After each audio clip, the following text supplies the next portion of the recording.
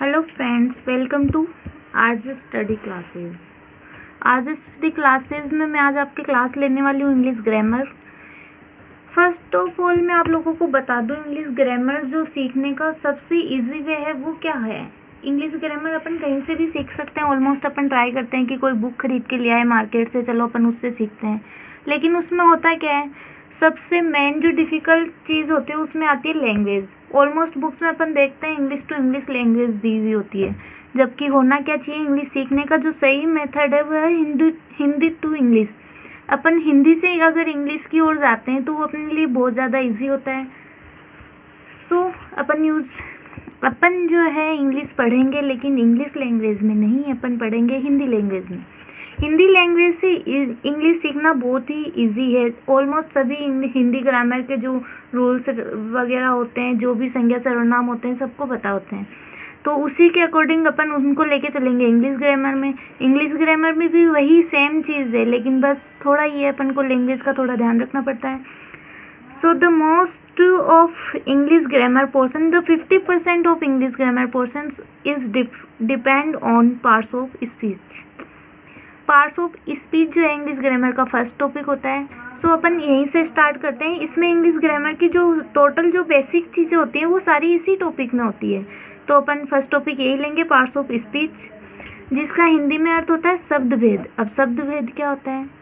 जो भेद तो आप लोगों को सभी को पता है, किसी चीज़ में कोई अंतर होता है उसी को अपन भेद बोलते हैं। एक जो सेंटेंस होता है वो किससे बना होता है? सेंटेंस होता है जो किससे बना होता है? Group of words. किसी भी शब्दों का जो समूह है वो क्या होता है? सेंटेंस होता है। फर्स्ट ऑफ ऑल अपन देखते हैं पार्ट्स ऑफ स्पीच की जो डेफिनेशन है वो क्या है। So look here, a name given to a word based on its job and work is called parts of speech. A name, एक नाम, given to a word, जो एक शब्द को दिया जाता है, based on its job, उसके काम के आधार पर, and work, और उसके वर्क के आधार पर, is called parts of speech, उसे क्या कहा जाता है? parts of speech कहा जाता है। For example, Ram is a good boy. अब ये पूरा क्या है? Ram is a good boy. इसमें राम भी एक वर्ड है, इज़ वर्ड है, ए वर्ड है, गुड वर्ड है, बॉय वर्ड है। ये टोटल मिला के ये जो लाइन लिखी हुई है इसको अपन क्या बोलते हैं? सेंटेंस बोलते हैं। सेंटेंस में क्या होता है? Group of word. क्या होता है सेंटेंस में? ग्रुप ऑफ वर्ड, मतलब शब्दों का एक समूह होता है।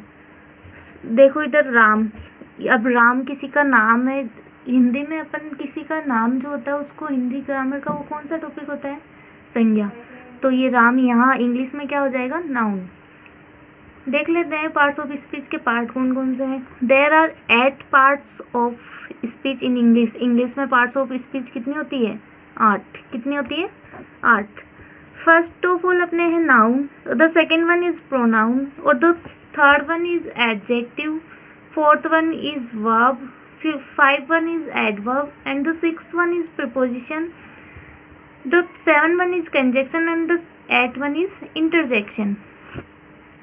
नाउन को हिंदी में क्या बोलते हैं? संज्ञा।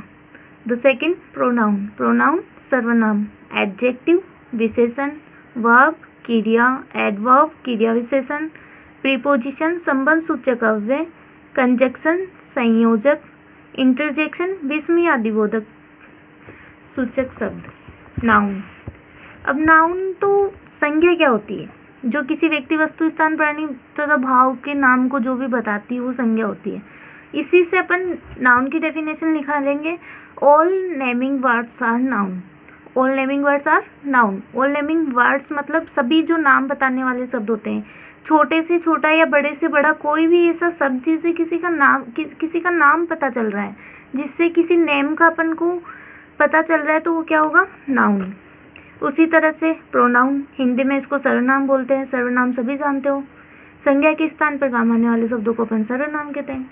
उसी तरह से प्रोनाउन को अपन बोलेंगे the words that place on a noun. शब्द जिनको नाउन की जगह पे काम में लिया जाता है वो क्या होंगे? प्रोनाउन होंगे। एडजेक्टिव विशेषण शब्द से ही पता चलता है जो विशेषता बताते हैं। किसकी विशेषता बताते हैं? जो नाउन और प्रोनाउन को क्वालिफाई करते हैं, क्वालिफाई मतलब होता है विशेषता बताना, जो नाउन और प्रोनाउन को क्वालिफाई करते हैं वो क्या कहलाते हैं, एडजेक्टिव होते हैं। ठीक है, वर्ड दैट क्वालिफाई नाउन और a pronoun. Fourth one is verb. Verb क्या होता है, क्रिया। किसको नहीं पता क्रिया क्या होती है, किसी भी काम के करने या होने का जिन शब्दों से पता चलता है उनको अपन क्रिया कहते हैं। लाइक सबसे इजी जो डेफिनेशन होती है वर्ब की होगी, all doing words are verb, all doing words are verb. Doing मतलब करने वाले, जो भी शब्द जिनसे किसी के करने का या होने का पता चलता है उनको अपन वर्ब बोलते हैं। लाइक स्लिप मीन्स होता है सोना, सोते हैं तो वो भी कोई काम ही है, तो वो क्या हो जाएगा, वर्ब। एडवर्ब जो वर्ब को क्वालिफाई करता है, मतलब जो वर्ब की विशेषता बताता है वो क्या होगा, एडवर्ब। एडवर्ब का हिंदी में अर्थ होता है क्रिया विशेषण। क्रिया विशेषण मतलब क्रिया की विशेषता बताने वाले शब्द। Like he is running very fast, वो बहुत तेज़ दौड़ता है। ही इज़ रनिंग, वह दौड़ता है। वेरी फास्ट क्या हो जाएगा, वर्ब को क्या कर रहा है, क्वालिफाई कर रहा है, वह बहुत तेज़ दौड़ता है। तेज़ जो है वो क्या हो जाएगा इसमें, एडवर्ब। प्रीपोजिशन संबंध सूचक अव्यय होती है जो नाउन प्रोनाउन का, अन्य नाउन और प्रोनाउन का जो अदर वर्ड्स के साथ अपन को रिलेशन शो करती है वो क्या हो जाएगी, प्रीपोजिशन। उसके बाद कंजक्शन होती है जो दो सेंटेंस को आपस में कनेक्ट करती है, मतलब जोड़ती है उनको। और the last one is interjection. Interjection क्या होता है, विस्मयादि सूचक जो शब्द होते हैं। लाइक अपन किसी चीज़ को देख के बहुत ज़्यादा खुश हो जाते हैं, अपनी खुशी प्रकट करते हैं तो बोलते हैं ना, हुर्रे वी हैव वॉन, अरे वाह हम जीत गए। तो इसमें जो अपन अपने भाव को प्रकट कर रहे हैं वो क्या होते हैं, इंटरजेक्शन होते हैं। कुछ एग्जाम्पल देख लेते हैं जिनमें पार्ट्स ऑफ स्पीच पूरे दिए हुए हैं। Naresh is rich but माइजर। Naresh जो है अमीर तो है लेकिन वो क्या है, कंजूस है। तो नरेश क्या है, नरेश किसी का नेम है, तो पार्ट्स ऑफ स्पीच का कौन सा पार्ट हो जाएगा, नरेश कौन सा पार्ट हो जाएगा, नाउन। इज आपके है वर्ब, यहाँ पे ये हेल्पिंग वर्ब नहीं होके ये क्या है, man verb. Naresh noun, is man verb. Rich, Naresh is rich, Naresh अमीर है। अमीर क्या होता है, विशेषण, तो रिच क्या हो जाएगा, विशेषण क्या है यहाँ पे, एडजेक्टिव। तो ये क्या हो गया, adjective.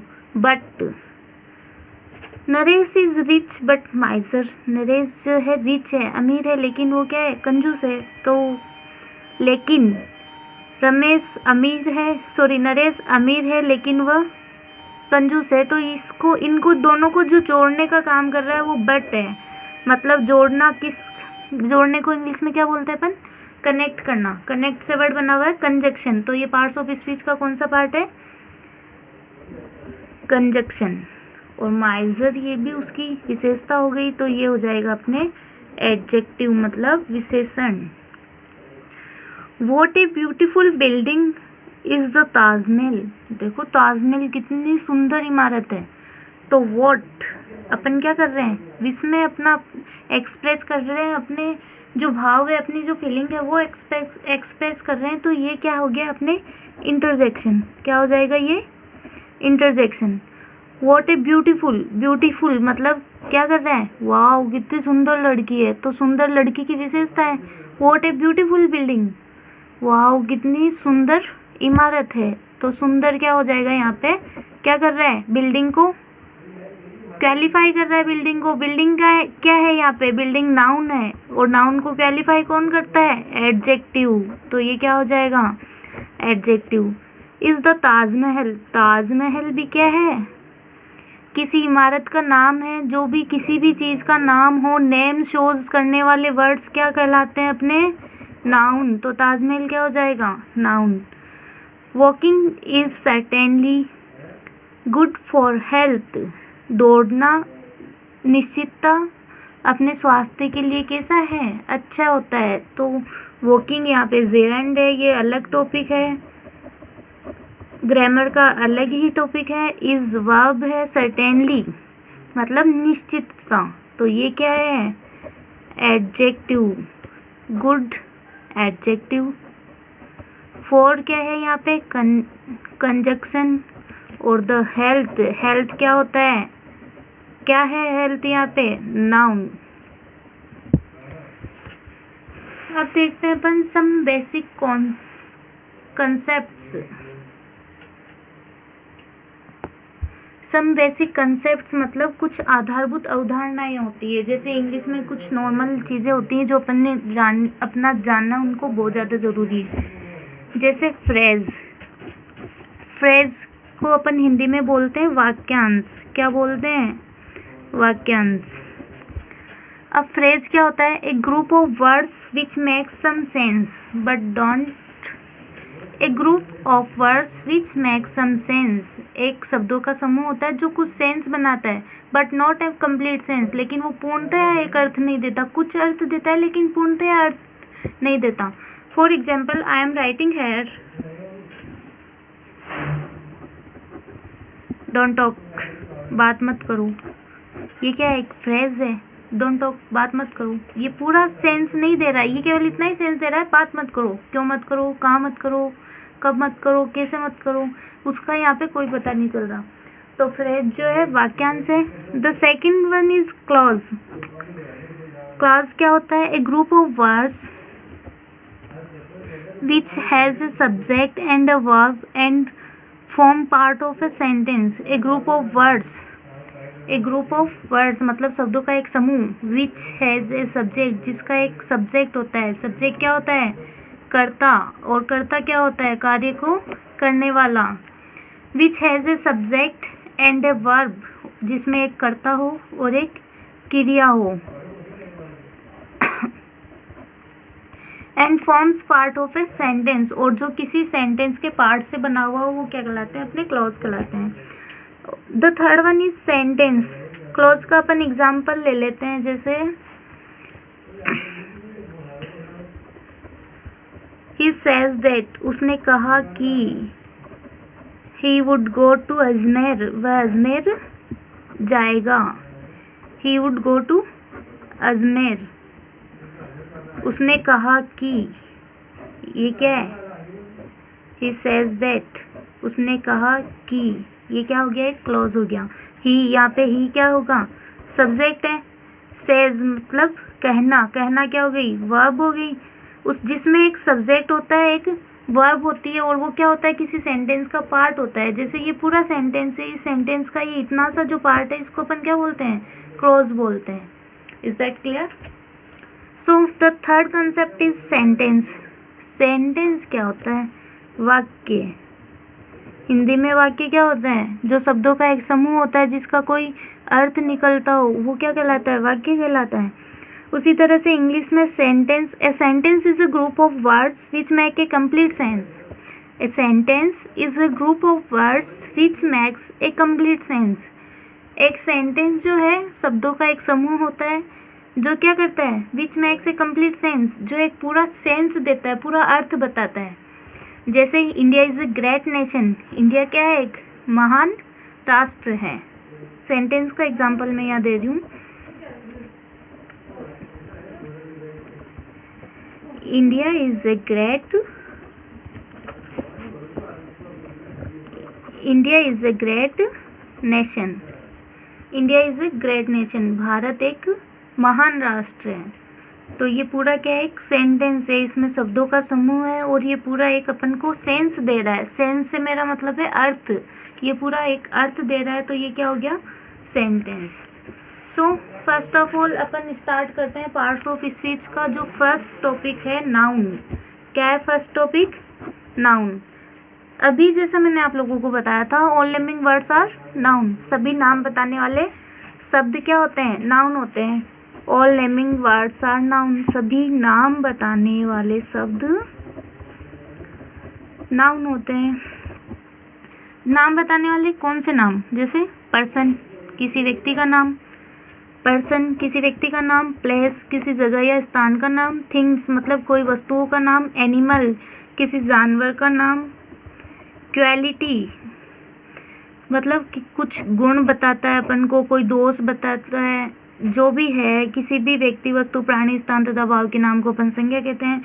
All naming words are noun. English का कोई भी ऐसा वर्ड जिससे किसी चीज़ का नाम पता चलता है, जैसे महात्मा गांधी, महात्मा गांधी किसी पर्सन का नाम है तो वो क्या हो जाएगा, नाउन।